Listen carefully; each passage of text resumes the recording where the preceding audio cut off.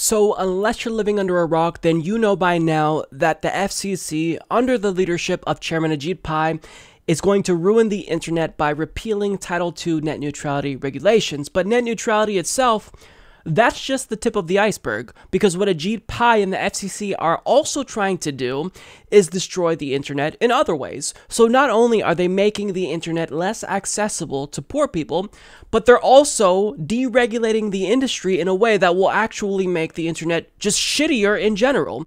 So according to John Brodkin of Ars Technica, he reports that as carriers like AT&T and Verizon turn off copper networks throughout much of the country, many people fear that the networks won't be replaced with fiber or something of similar quality. That's why the FCC in 2014 created a functional test for carriers that seek permission to abandon copper networks. In short, carriers have to prove that the replacement service is just as good and provides the same capabilities as what's being discontinued. Pai's proposal, titled Accelerating Wireline Broadband Deployment, would eliminate the functional test, claiming that it deterred and delayed carriers from upgrading their networks. But without the functional test, carriers could declare that an area is served with technology that's good enough as long as mobile service is available, consumer advocates say. Carriers wouldn't have to provide fiber, and they wouldn't even have to provide fixed wireless services, which beam signals to antennas on people's houses and provides a more stable connection than mobile service. Especially in rural areas where carriers don't make as much money, they might just decide not to provide either a wireline or fixed wireless connection to replace the copper. That could leave residents scrambling to find a better replacement for copper-based service. DSL internet access over copper lines is unfortunately the best available service in some parts of the country. Pai's proposal could also make it easier for carriers to let copper networks decay without making repairs or upgrades. So in short, if carriers want to replace old copper lines, or if those copper lines decay over time, they no longer have to prove that they're going to replace it with something at least as good as what they are replacing in the first place. So, in other words, what this opens the door to is quicker, cheaper, potentially shittier fixes that ultimately facilitates worse access to the internet overall. But that's not all, because Ajit Pai is not just opening the door to shittier internet, he's also opening the door to more expensive, shittier internet.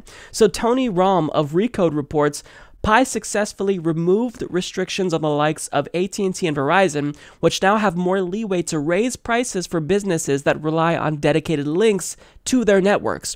That includes hospitals and schools, for example, which tap this so-called business data services market, a different pipe than, say, your usual home internet, to transmit large quantities of data quickly and reliably.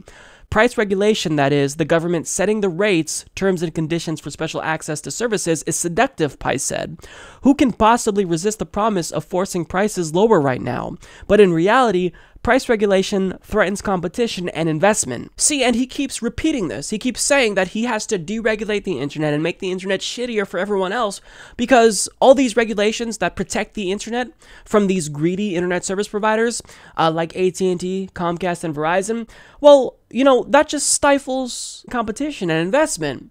But he hasn't cited a shred of evidence. So he keeps saying this claim and repeating it over and over and over, but he doesn't give us any data. He doesn't give us any statistics that actually prove his point. But that's not all. He's not just allowing internet service providers to raise prices, he's also removing subsidies that help poor people afford the internet.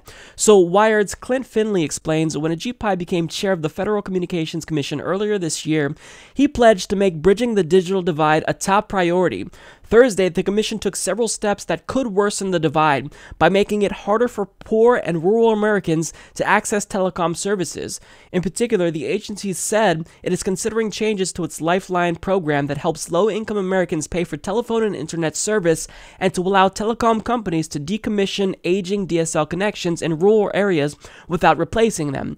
The proposed changes to the Lifeline program would reduce the available subsidies, make them available to fewer people, and cover fewer carriers. And make no mistake about it, the internet is crucial to democracy. So if Ajit Pai and his corporatist Republican agenda can reduce access that poor people have to the internet and restricts their ability to easily obtain information, then that helps his party win.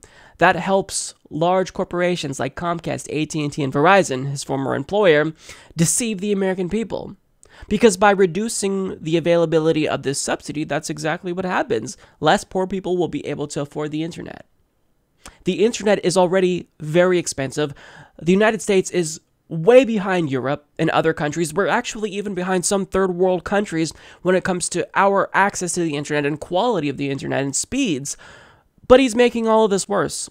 By deregulating the telecom and internet service providers, he is making it so that way they can offer us worse internet, and he's making it so less people will be able to access the internet. It's awful, but I mean, hey, it's not all bad news because the FCC is actually taking steps to curtail robocalls.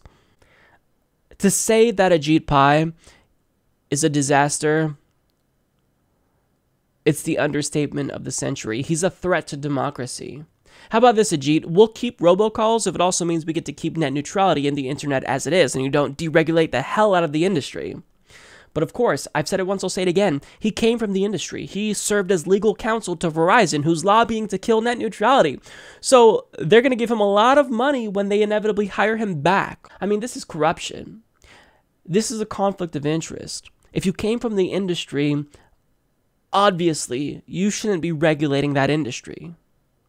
So look, Ajit Pai, he's not just destroying net neutrality. He is ruining the internet forever.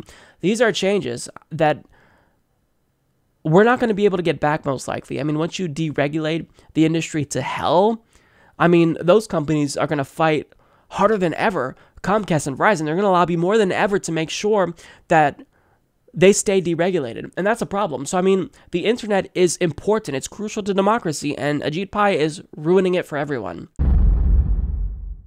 Support this podcast by becoming a patron at patreon.com/Humanist Report.